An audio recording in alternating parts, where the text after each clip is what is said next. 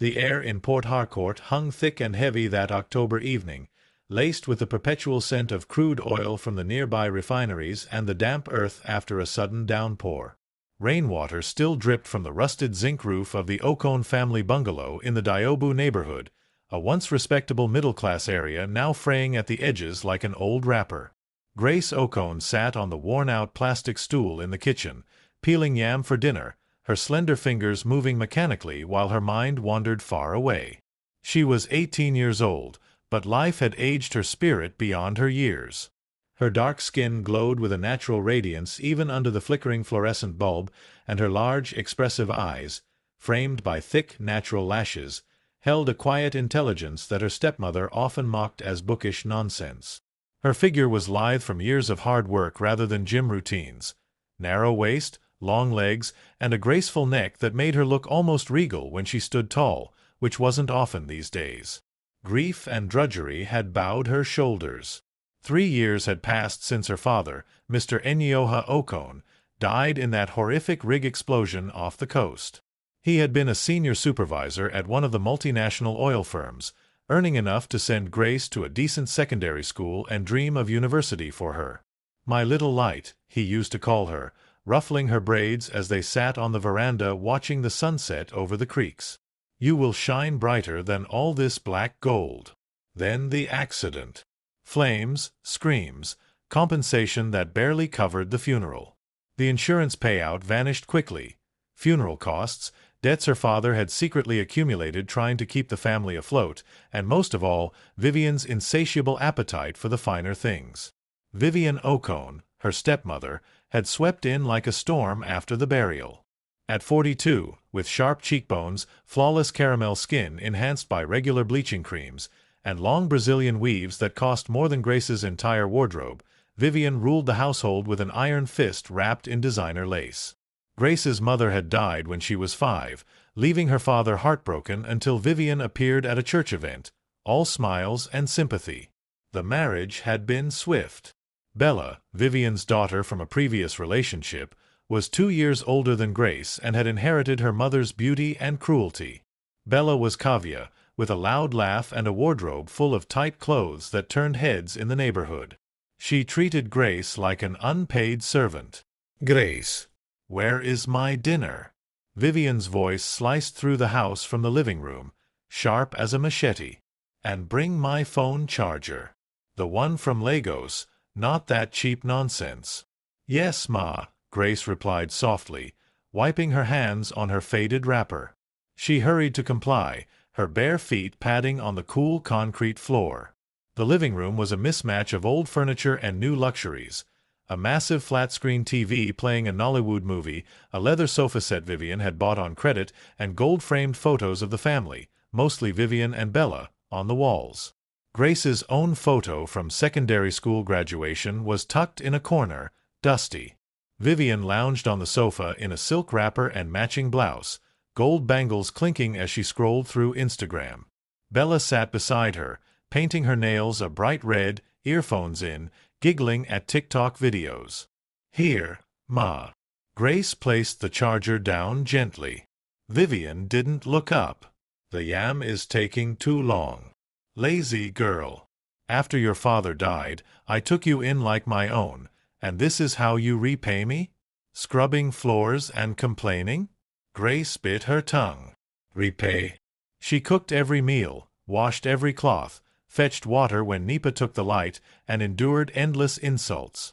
Bella never lifted a finger. But arguing only earned slaps or worse, days without food. "I'm sorry, Ma. It will be ready soon." Bella snorted. "Stepsis, you look like a maid. When are you going to get a boyfriend to take you away?" "Oh wait, no one wants a flat-chested church rat." Grace ignored her and retreated to the kitchen. As she stirred the egusi soup, her thoughts drifted to escape. She had finished secondary school with excellent results, dreaming of studying nursing at the University of Port Harcourt. But fees were impossible. Scholarships were competitive, and Vivian refused to help. University for what? To leave me and become useless? Stay here and contribute. The meal was served in silence. Vivian and Bella ate heartily, complaining about the salt. Grace ate last, in the kitchen, scraping the pot. Later that night, as mosquitoes buzzed outside her small room, Grace lay on her narrow bed, staring at the ceiling cracks that looked like rivers on a map. She clutched the small Bible her father had given her. "God, if you can hear me, show me a way out," she whispered. Sleep came fitfully, haunted by dreams of her father smiling, then fading into oil-black waters. The next morning brought no relief. Vivian called her into the living room early. The air smelled of expensive perfume mixed with stale cigarette smoke. Two strangers sat on the sofas, men in crisp suits, one middle-aged with a briefcase, the other younger with a cold stare. They looked like lawyers or businessmen, out of place in the modest home. "Sit, Grace," Vivian commanded, her voice unusually sweet. She wore her best dress, makeup flawless. Grace obeyed, nerves twisting in her stomach. "What is happening, Ma?" Vivian leaned forward, eyes gleaming with calculation. "My child, life has been hard since your father left us. Debts everywhere. The bank wants the house. Bella needs to complete her fashion designing course in London. It's her dream. We need a miracle." Grace's heart sank. "I can work more. Maybe clean offices or—" Silence. Vivian's hand flashed, but she stopped short, smiling instead for the visitors. "These gentlemen have brought good news. A solution from God himself." The older man cleared his throat, opening his briefcase. Documents spilled out, legal papers with seals. "Miss Grace Ocone, I represent the Kane Family Trust. Mr. Alexander Kane, a prominent businessman, requires a special arrangement. Due to his medical condition, his family seeks a suitable young woman for marriage. In name and presence." Grace blinked, confusion flooding her. "Marriage? To who?"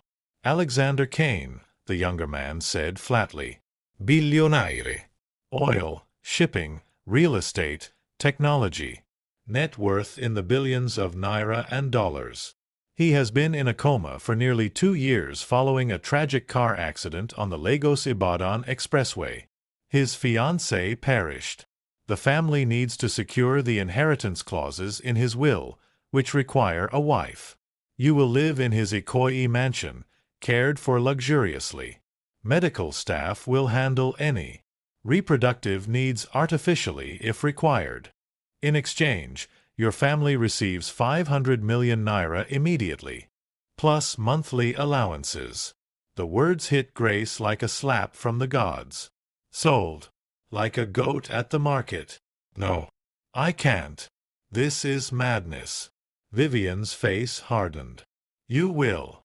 Sign the papers. The money is already being transferred as we speak. Refuse, and tomorrow the bailiffs come. This house, your father's house, gone. Bella and I on the street. Is that what you want? To kill your family after your father?" Tears welled in Grace's eyes. "You can't sell me. I'm a person, not property. Papa would never." Bella laughed. "Papa is dead. Grow up, Grace. This is better than suffering here. You'll live like a queen. Big house, cars, food. What more do you want?" The lawyers watched impassively. The older one slid a pen across the table. "It's a standard contract. Civil marriage. You agree to reside there, maintain the appearance of a devoted wife, no infidelity, no public scandals. In return, full financial support. The Kane family is discreet. No one outside the inner circle knows the details." Grace's hands shook as she glanced at the documents. Pages of legalese, power of attorney, medical consent, non-disclosure. Her name typed in bold. Vivian had already signed as guardian. "I need time," Grace pleaded. "No time," Vivian snapped. "The car comes at dawn tomorrow. Pack your clothes, only essentials. They will provide everything else." That night was the longest of Grace's life. She paced her tiny room, heart hammering. Escape? Where? She had less than 2,000 naira saved in a hidden envelope. No relatives who could help. Vivian's side had disowned them, her mother's family scattered.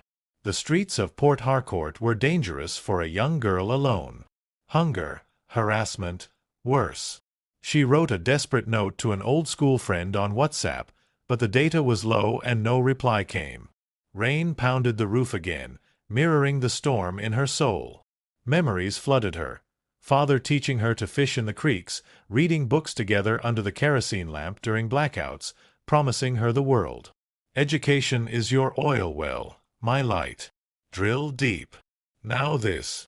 A comatose stranger in a golden cage. Dawn arrived too soon. The black SUV gleamed outside like a hearse. 2 security men waited.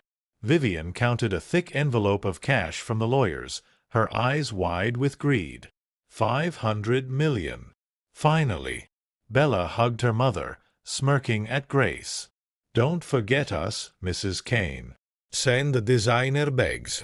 Grace stood frozen in her best dress, a simple Ankara gown, holding a small bag with 2 changes of clothes, her Bible, and a photo of her father. Vivian pushed her toward the door. Be grateful. This is your chance to elevate the family. The drive began.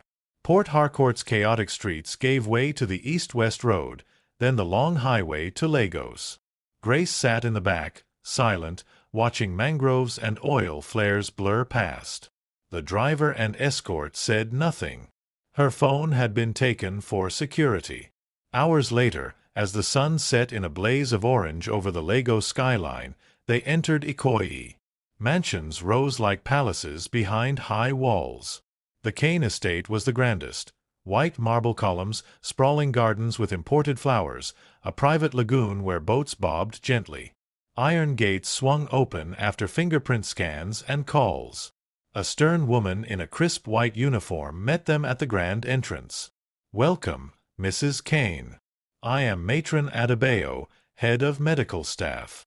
Follow me. Grace was led through opulent halls, chandeliers, Persian rugs, art worth millions, to a wing dedicated to the master. The bedroom was hospital-like yet luxurious, a king-sized adjustable bed with monitors beeping softly, for drips, oxygen equipment discreetly placed. And there lay Alexander Kane. He was 35, but looked younger in repose. Tall frame under crisp sheets, broad shoulders, chiseled jaw with a hint of stubble, thick dark hair slightly tousled. His skin was a rich deep brown, features a blend of strong Yoruba lines and something else, perhaps distant European ancestry from old trading families. Even unconscious, he radiated presence, the kind of man who commanded rooms. Tubes ran into his arms. A ventilator hummed faintly nearby, though he breathed on his own mostly. Machines tracked heart rate, brain waves, flat but steady. Matron spoke quietly. Mr. Kane built this empire from nothing after his parents died young. Ruthless in boardrooms, but generous. Schools in the Niger Delta, hospitals. The accident took his fiancée and nearly him. His brother Marcus arranged this to fulfill the will's marriage clause before rivals pounce. You are to spend time with him daily. Read, talk, play music. Stimulation may help, the doctors say. Though hope is slim. Grace approached the bed on trembling legs. She touched his hand, warm, strong, veins prominent. I'm Grace, she whispered, voice breaking. I didn't choose this. I'm sorry for what they've done to both of us. Tears fell onto the sheets. Matron left her alone for a while. Grace sat there until midnight, pouring out her story in hushed tones. The loss, the abuse, the betrayal. The mansion was silent except for the machines. Outside, in the garden under security lights, an old gardener named Papa Joe trimmed roses. He nodded at her through the window later, a kind smile. The master was a good man, he muttered to himself. Perhaps the gods sent you. Back in Port Harcourt, Vivian threw a small party with the first tranche of money. Bella posted luxury hauls online. But Grace knew the truth. This was no fairy tale. It was a prison of marble and monitors. As the first night ended, Grace curled up in the adjoining luxurious suite, silk sheets foreign against her skin. She clutched her father's photo. "Papa, watch over me." Little did she know, in the quiet hum of machines, a faint twitch stirred in Alexander Kane's fingers, the first sign that her voice, her presence, might pierce the darkness. The first weeks in the Kane mansion blurred into a monotonous rhythm that both comforted and imprisoned Grace. Mornings began at 6 a.m. with the soft chime of an automated curtain system that flooded her suite with golden Lego sunlight filtering through the lagoon-facing windows. The room itself was a dream she could never have imagined. King-sized bed with Egyptian cotton sheets, a walk-in closet already stocked with designer dresses, blouses, and wrappers in her size. How they knew her measurements so precisely unnerved her. A marble bathroom with a jacuzzi tub, and a small library nook filled with books she hadn't chosen. Grace would rise, perform her morning prayers with her father's Bible, then bathe in scented oils provided by the staff. Breakfast was served in her private dining area. Fresh fruits from the estate garden, akara and pap or toasted bread with eggs, always hot and abundant. No more scraping pots in Port Harcourt. Yet every bite tasted of captivity. By 8 a.m., she reported to Alexander's room. Matron Adebayo or one of the rotating nurses would brief her on his vitals overnight. Stable, as usual, they'd say with professional detachment. Grace learned their names quickly. Nurse Chioma, plump and motherly. Dr. Ease, the neurologist who visited thrice weekly, and the physiotherapist, Mr. Tund, who manipulated Alexander's limbs to prevent atrophy. Her duties were simple on paper but heavy in spirit. She was to be the voice of life in the room. Sit by the bed, hold his hand, read aloud, play music, talk as if he could hear. The family doctors believed in sensory stimulation. Coma patients sometimes retained awareness, studies showed. For Grace, it became her anchor and her torment.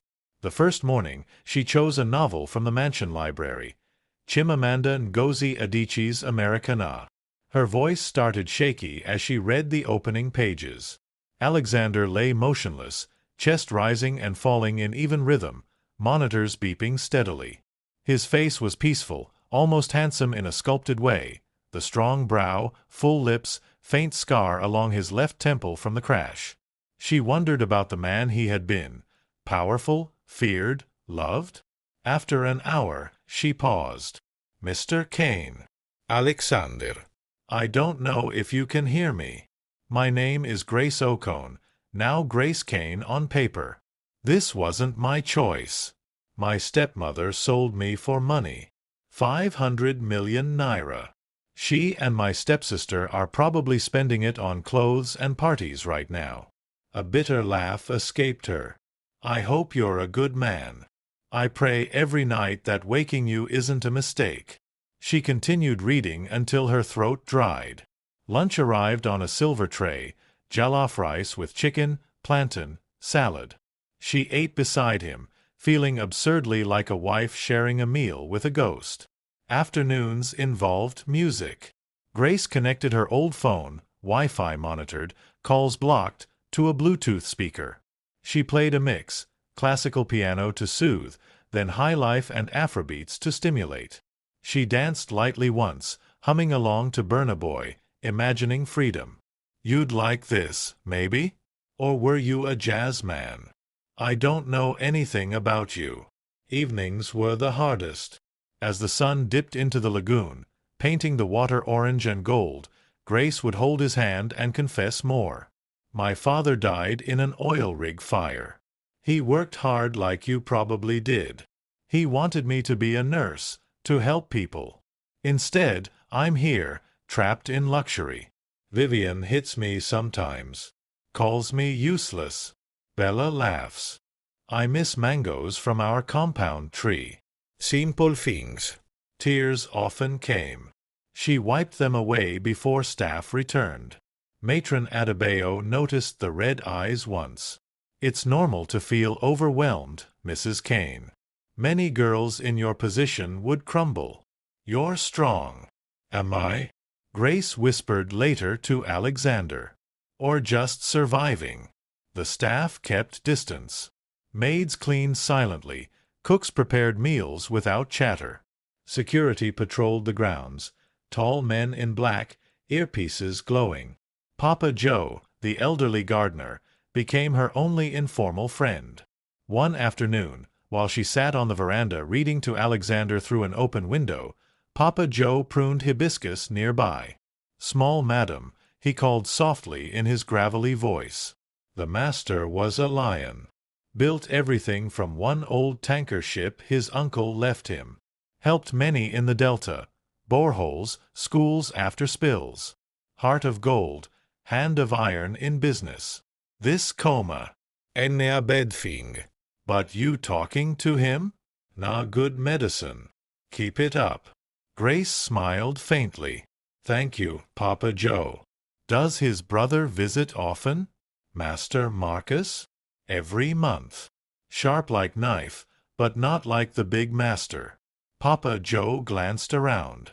Be careful, eh? Walls have ears. Marcus Kane arrived unannounced in the third week. He was 28, slimmer than his brother, with a polished beard and designer suits that screamed ambition.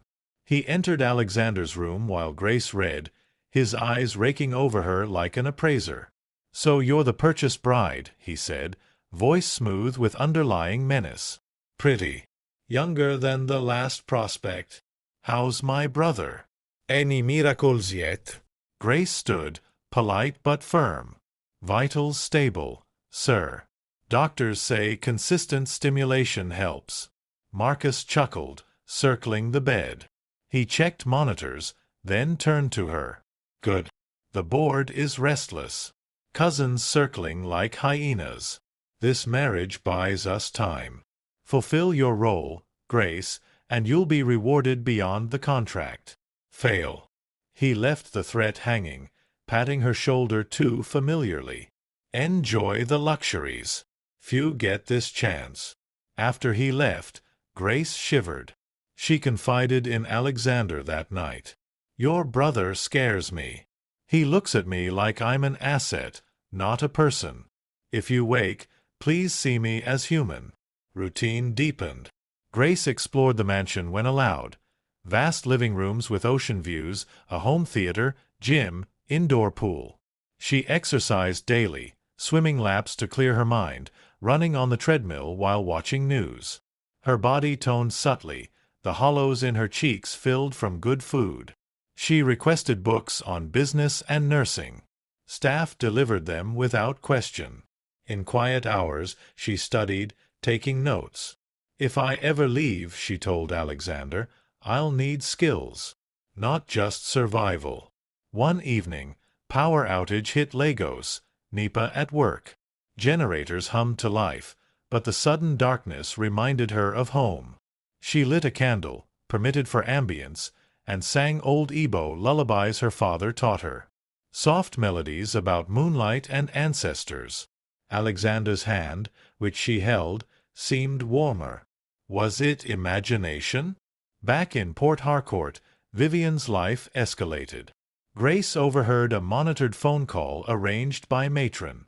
Vivian's voice dripped greed. "The money is good, but we need more. Bella's course is expensive. Send another transfer or I'll talk to journalists about how you bought a poor girl." The lawyer on the other end was curt. "Stick to the contract, Madam Ocone. Additional demands risk exposure." Grace hung up furious. "They're bleeding you even now," she told the unconscious man. "Using me as leverage." Months passed, 3, then 4. Christmas came quietly. Staff decorated a massive tree in the main hall. Grace received gifts, new jewelry she didn't wear, clothes, even a laptop for entertainment, internet restricted. She spent the day reading things fall apart to Alexander, then crying over memories of family eek feasts. New Year brought fireworks over the lagoon. Grace watched from her balcony, alone. "Another year in this cage," she murmured. "Happy New Year, Alexander. Wake up and free us both." Subtle changes emerged in her journal, hidden under the mattress. She documented everything: staff routines, Marcus's visits, financial whispers. Evidence, just in case. Papa Joe shared more stories during garden walks, escorted. Alexander had once stopped a corrupt deal that would have polluted Delta communities. He funded widows anonymously. Not perfect, business is war, but fairer than most. Grace's feelings complicated. Pity turned to curiosity, then reluctant affection. She traced his jaw lightly one day. "You're handsome. Strong. I wonder what your laugh sounds like." Dr. E's noted slight EEG improvements, more brainwave activity. "Your presence is helping, Mrs. Kane." Continue. Hope flickered, but so did despair. One rainy night, thunder shaking windows, Grace broke down fully. "I hate this. I want my life. University, friends, love on my terms. Not this. This half-marriage to a sleeping stranger." She sobbed against his chest. His fingers twitched, distinct, not imagined. She gasped, pulling back. "Alexander?" No response. Monitors steady. But her heart raced. Was he fighting back? Marcus visited again, bringing flowers and veiled threats. "The will deadline approaches. Keep him alive and comfortable, or we revisit the terms." Grace stood taller now. "I'm doing my best. For him, not you." The brother smirked. "Feisty. I like that." As the 6th month dawned, Grace had transformed. Skin glowing, posture straighter, mind sharper from reading. She spoke to Alexander like a confidant. Dreams of opening a free clinic in the Delta, fears of never escaping, quiet hopes for real connection. One humid afternoon in April, while reading a business thriller, Alexander's eyelids fluttered violently. His hand gripped hers, weak but real. "Water." The word was a hoarse rasp, barely audible. Grace's world stopped. She pressed the emergency button, voice trembling with joy and terror. "He's waking." "Doctor." "Cows." Staff flooded in. Alexander slipped back under, but the spark had ignited. Increased activity logged. Whispers spread. The bought bride is the key. Grace sat vigil that night, heart pounding. "You heard me. All this time. Please come back fully." Outside, rain fell again. But inside, for the first time, the silent vigil felt like the beginning of something alive. You just finished listening to Chapter 1 and 2. If you love this story, kindly subscribe to my channel as we continue with the Chapter 3. This is a very interesting story that will change your life. After listening to this story, your life will never remain the same. The humid April air in Lagos carried the scent of rain-soaked earth and blooming frangipani from the estate gardens. 6 months had transformed Grace Ocone, now legally Grace Kane, from a broken, fearful girl into a young woman of quiet resilience and budding strength. Her daily vigil by Alexander's bedside had become more than obligation. It was a ritual that anchored her fractured soul. She moved through the mansion with greater confidence, her once slender frame now toned from swimming in the private pool and light workouts in the home gym. Her skin glowed from consistent nutrition and skincare routines provided by the staff, and her eyes held a deeper wisdom earned through solitude and reflection. That particular afternoon, the sun filtered through sheer curtains in Alexander's room, casting soft patterns on the crisp white sheets. Grace sat in the comfortable armchair pulled close to the hospital bed, a thriller novel open in her lap, The Firm by John Grisham, one of many business and legal books she had devoured to understand the world that held her captive. Her voice was steady and melodic as she read aloud, describing tense courtroom scenes and corporate intrigue. "The law is not about justice," she recited. "It's about winning." Alexander lay as he had for months, motionless yet alive, his broad chest rising and falling rhythmically beneath the light blanket. The monitors beeped their familiar cadence, heart rate steady at 68, oxygen levels optimal. Tubes and 4 lines were fewer now. He breathed independently most days. Grace had grown accustomed to the sight of him. The strong jawline with its faint shadow of stubble, shaved daily by nurses, the thick dark hair that nurses trimmed neatly, the faint scar tracing his temple like a lightning bolt. He was undeniably handsome, a man built for power and presence even in stillness. She paused reading, as she often did, to hold his large warm hand in both of hers. "Alexander, if you can hear any of this, know that I'm still here. Not because of the contract or the money. Because I've started to care what happens to you. Your brother Marcus visited again yesterday. He's pushing for more progress reports for the board. I think he's scared you'll wake and take everything back." A soft sigh escaped her. She had shared so much with this silent man. Her father's death, Vivian's cruelty, Bella's mockery, her crushed dreams of university. In return, she imagined his life from snippets Papa Joe and the staff let slip. Alexander had risen from modest beginnings after his parents' fatal plane crash. He turned a single inherited shipping vessel into a sprawling empire: Kane Oil VE Gas, Kane Shipping, tech startups in fintech and renewable energy. Ruthless in negotiations but known for quiet philanthropy.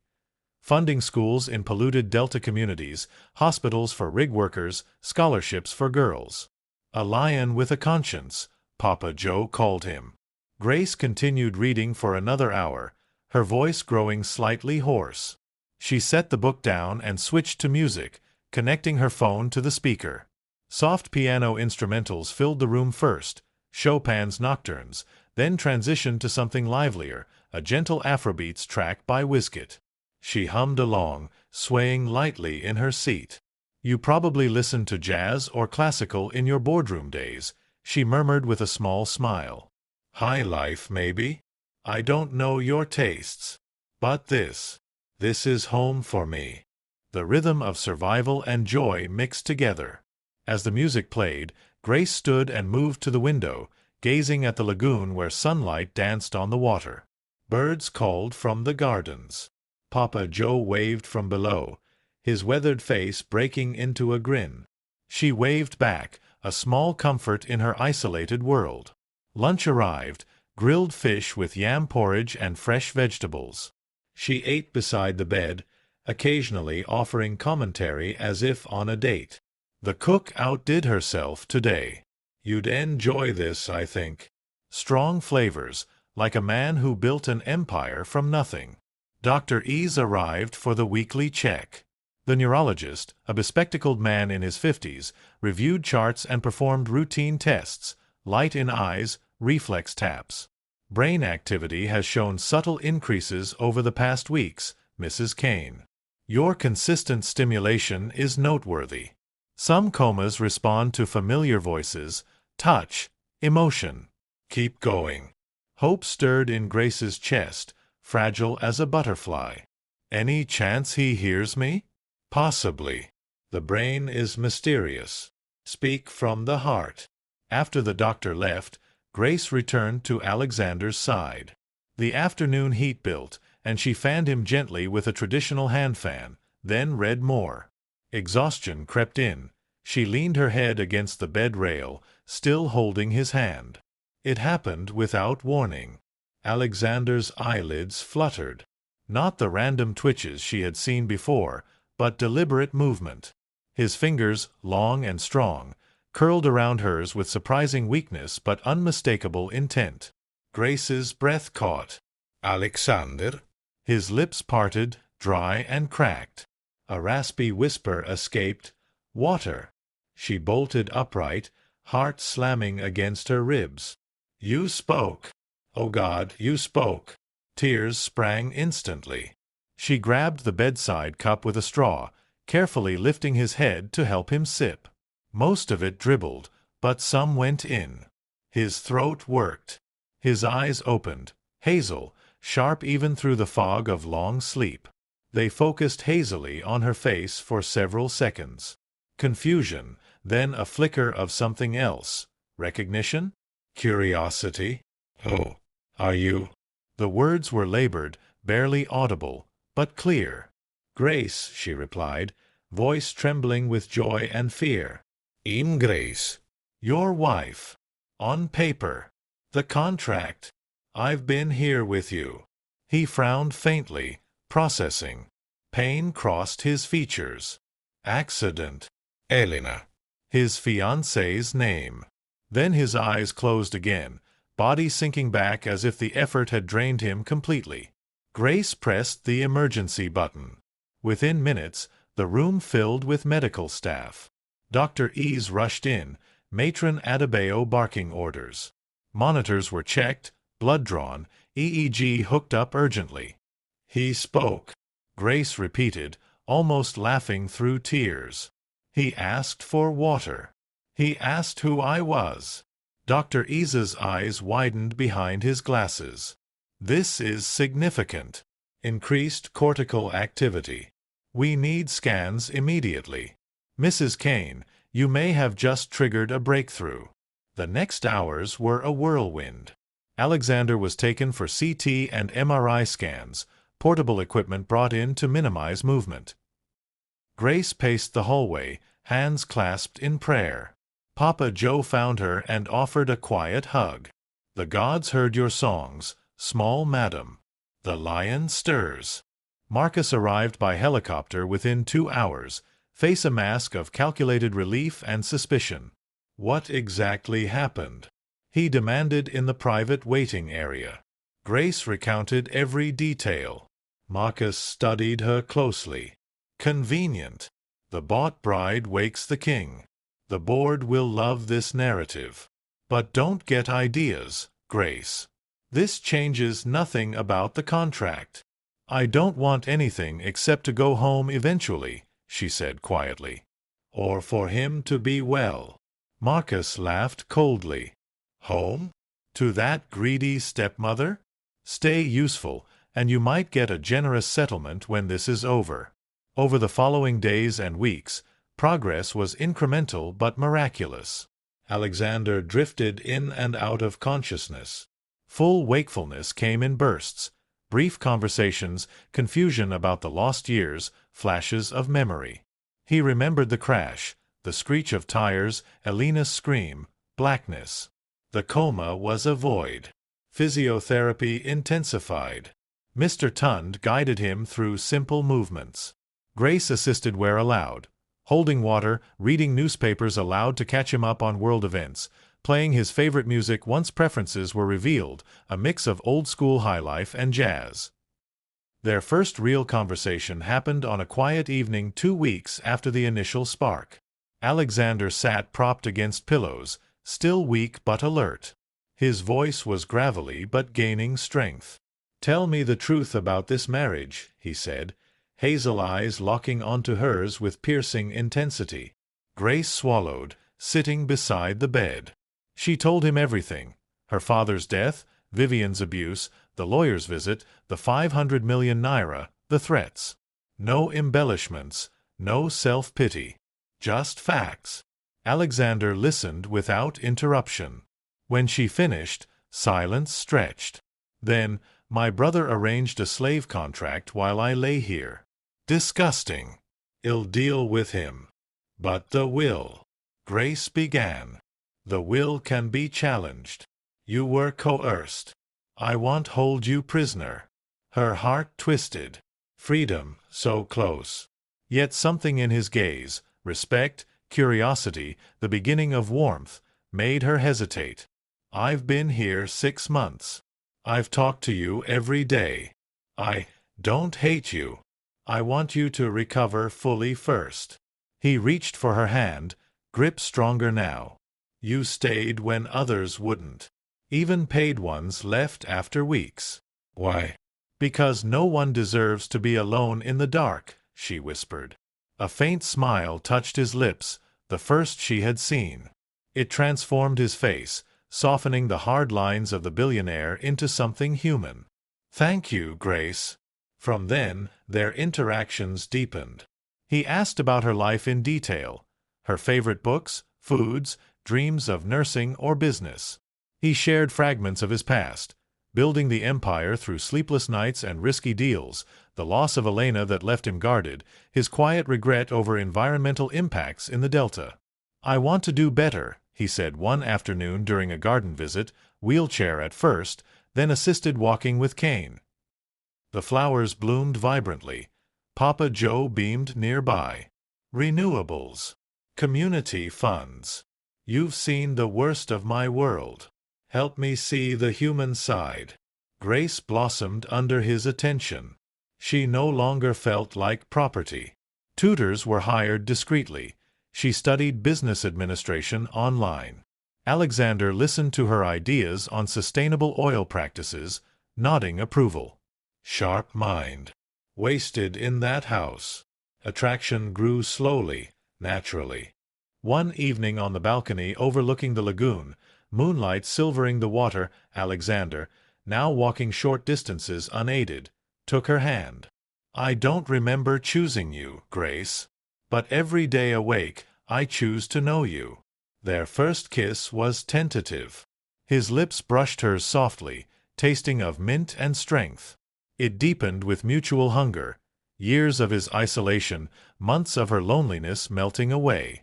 Passion followed in the privacy of the master suite, tender at first, then fervent as trust solidified. Grace discovered safety and pleasure in his arms, a far cry from the transactional nightmare that began their union. Yet shadows loomed. Marcus grew resentful, his visits tense. The board questions your recovery timing. Cousins are sniffing around. Rivals in the industry sensed vulnerability. A major competitor, Chief Okoro, began aggressive takeover talks, leaking rumors of Alexander's instability. Grace became Alexander's confidant and strategist. Her fresh perspective spotted weaknesses in contracts. Her Delta roots informed community relations. Together, they planned countermoves. One night, after a passionate encounter where Alexander worshipped her body with hands and mouth, bringing her to trembling release, they lay entwined. You found me, he murmured against her hair. Now we fight together. The spark had become a flame. But in the world of billions and betrayals, flames could either illuminate or consume. You just finished listening to Chapter 3. Kindly subscribe to our channel if you have not. Like, comments, and share. Thank you so much. Marcus arrived by helicopter within 2 hours, face a mask of calculated relief and suspicion. What exactly happened? He demanded in the private waiting area. Grace recounted every detail. Marcus studied her closely. Convenient. The bought bride wakes the king. The board will love this narrative. But don't get ideas, Grace. This changes nothing about the contract. I don't want anything except to go home eventually, she said quietly. Or for him to be well. Marcus laughed coldly. Home? To that greedy stepmother? Stay useful, and you might get a generous settlement when this is over. Over the following days and weeks, progress was incremental but miraculous. Alexander drifted in and out of consciousness. Full wakefulness came in bursts, brief conversations, confusion about the lost years, flashes of memory. He remembered the crash, the screech of tires, Elena's scream, blackness. The coma was a void. Physiotherapy intensified. Mr. Tund guided him through simple movements. Grace assisted where allowed, holding water, reading newspapers aloud to catch him up on world events, playing his favorite music once preferences were revealed, a mix of old-school highlife and jazz. Their first real conversation happened on a quiet evening 2 weeks after the initial spark. Alexander sat propped against pillows, still weak but alert. His voice was gravelly but gaining strength. "Tell me the truth about this marriage," he said, hazel eyes locking onto hers with piercing intensity. Grace swallowed, sitting beside the bed. She told him everything. Her father's death, Vivian's abuse, the lawyer's visit, the 500 million naira, the threats. No embellishments, no self-pity. Just facts. Alexander listened without interruption. When she finished, silence stretched. Then, my brother arranged a slave contract while I lay here. Disgusting. I'll deal with him. But the will. Grace began. The will can be challenged. You were coerced. I won't hold you prisoner. Her heart twisted. Freedom, so close. Yet something in his gaze, respect, curiosity, the beginning of warmth, made her hesitate. I've been here 6 months. I've talked to you every day. I don't hate you. I want you to recover fully first. He reached for her hand, grip stronger now. You stayed when others wouldn't. Even paid ones left after weeks. Why? Because no one deserves to be alone in the dark, she whispered. A faint smile touched his lips, the first she had seen. It transformed his face, softening the hard lines of the billionaire into something human. Thank you, Grace. From then, their interactions deepened. He asked about her life in detail, her favorite books, foods, dreams of nursing or business. He shared fragments of his past, building the empire through sleepless nights and risky deals, the loss of Elena that left him guarded, his quiet regret over environmental impacts in the Delta. I want to do better, he said one afternoon during a garden visit, wheelchair at first, then assisted walking with cane. The flowers bloomed vibrantly. Papa Joe beamed nearby. Renewables. Community funds. You've seen the worst of my world. Help me see the human side. Grace blossomed under his attention. She no longer felt like property. Tutors were hired discreetly. She studied business administration online. Alexander listened to her ideas on sustainable oil practices, nodding approval. Sharp mind. Wasted in that house. Attraction grew slowly, naturally. One evening on the balcony overlooking the lagoon, moonlight silvering the water, Alexander, now walking short distances unaided, took her hand. I don't remember choosing you, Grace. But every day awake, I choose to know you. Their first kiss was tentative. His lips brushed hers softly, tasting of mint and strength. It deepened with mutual hunger, years of his isolation, months of her loneliness melting away. Passion followed in the privacy of the master suite, tender at first, then fervent as trust solidified. Grace discovered safety and pleasure in his arms, a far cry from the transactional nightmare that began their union. Yet shadows loomed. Marcus grew resentful, his visits tense. The board questions your recovery timing. Cousins are sniffing around. Rivals in the industry sensed vulnerability. A major competitor, Chief Okoro, began aggressive takeover talks, leaking rumors of Alexander's instability. Grace became Alexander's confidant and strategist. Her fresh perspective spotted weaknesses in contracts. Her Delta roots informed community relations. Together, they planned countermoves. One night, after a passionate encounter where Alexander worshipped her body with hands and mouth, bringing her to trembling release, they lay entwined. You found me, he murmured against her hair. Now we fight together. The spark had become a flame. But in the world of billions and betrayals, flames could either illuminate or consume.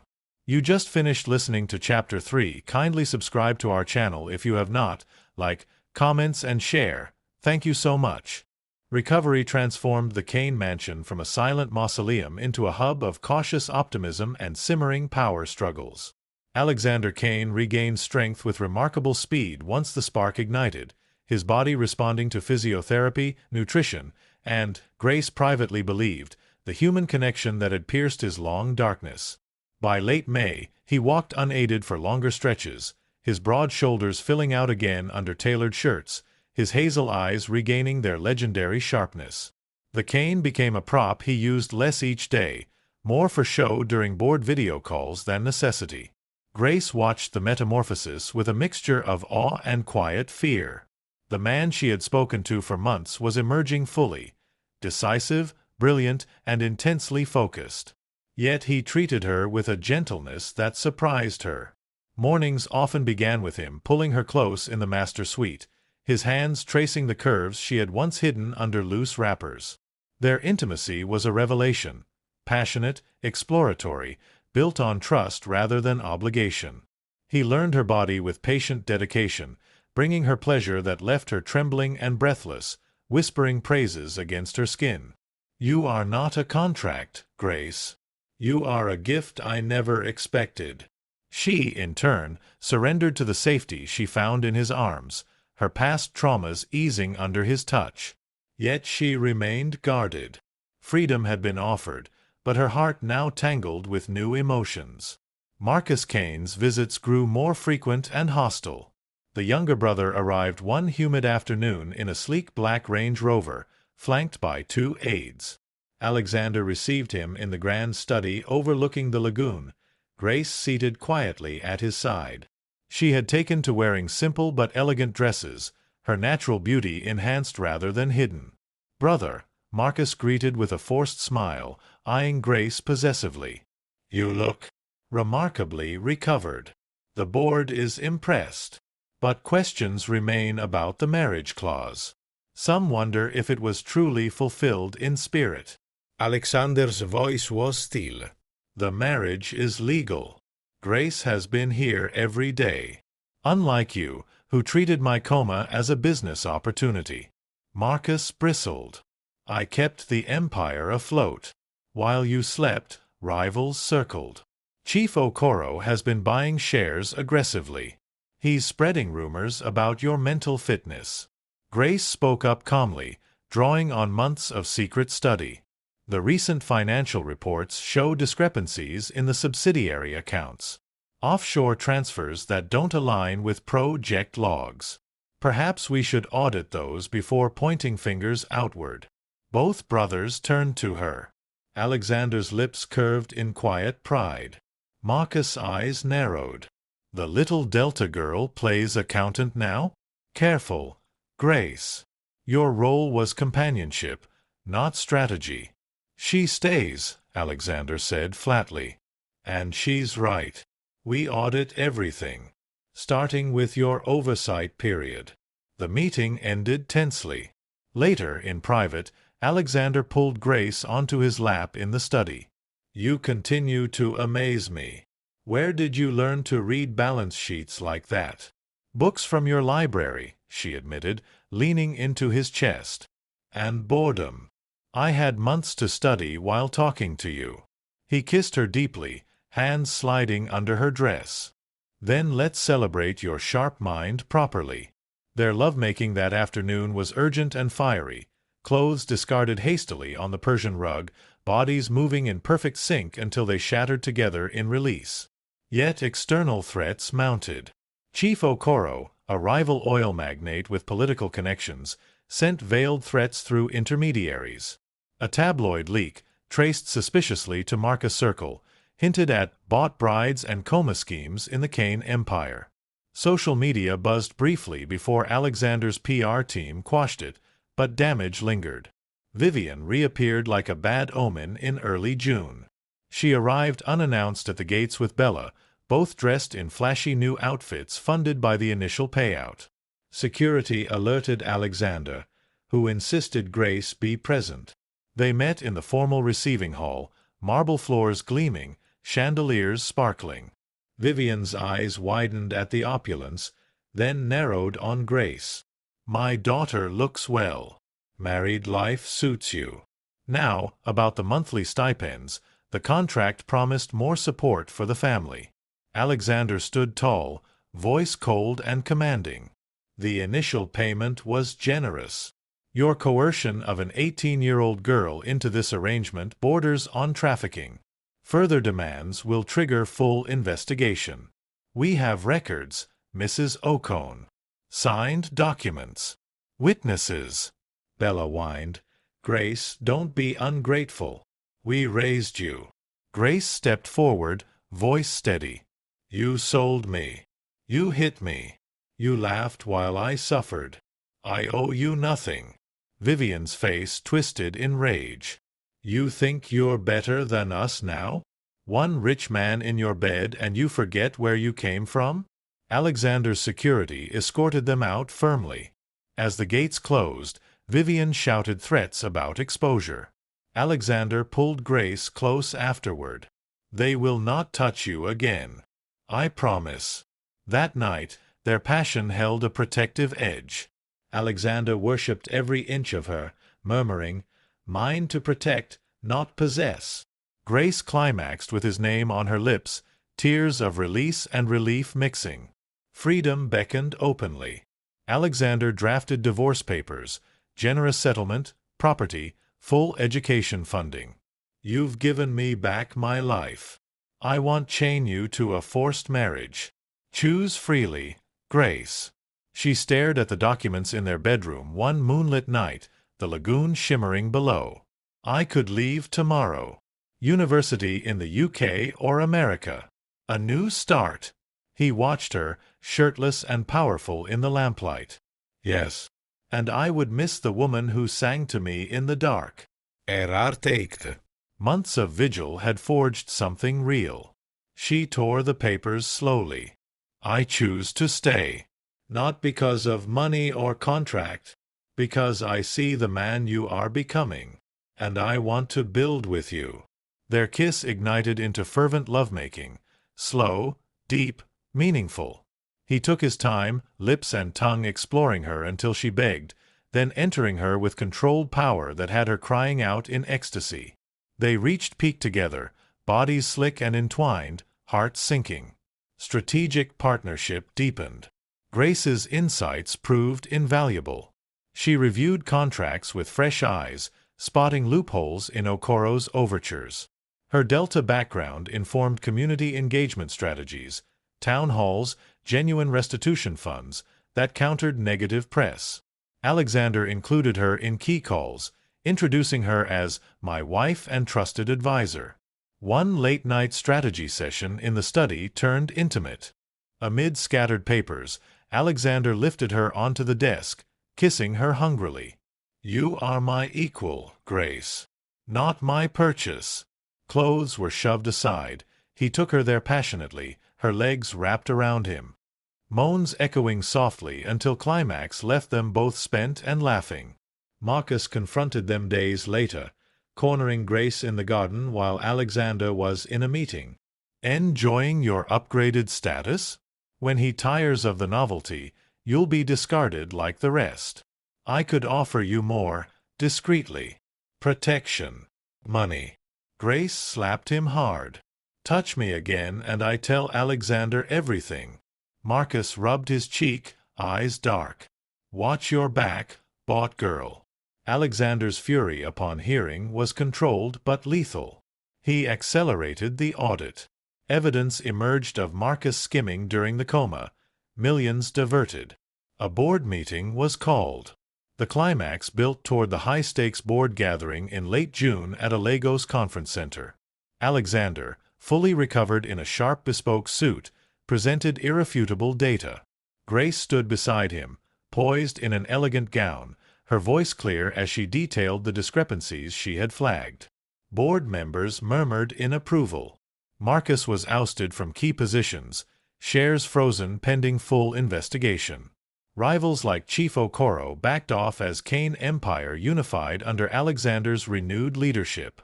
In the car ride home, Alexander pulled Grace onto his lap. "We did this together."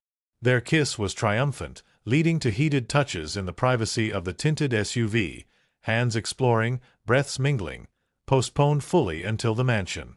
That night, celebration was passionate and unrestrained. Alexander carried her to bed, lavishing attention until she shattered multiple times, then joining her in shattering release. "My light," he whispered, echoing her father's words unknowingly. "You found me in the dark." Shadows remained, lingering threats, family betrayals, but choices had been made. Grace chose him freely. Together, they faced the future. Make sure you hit the subscribe button as we are starting Chapter 5.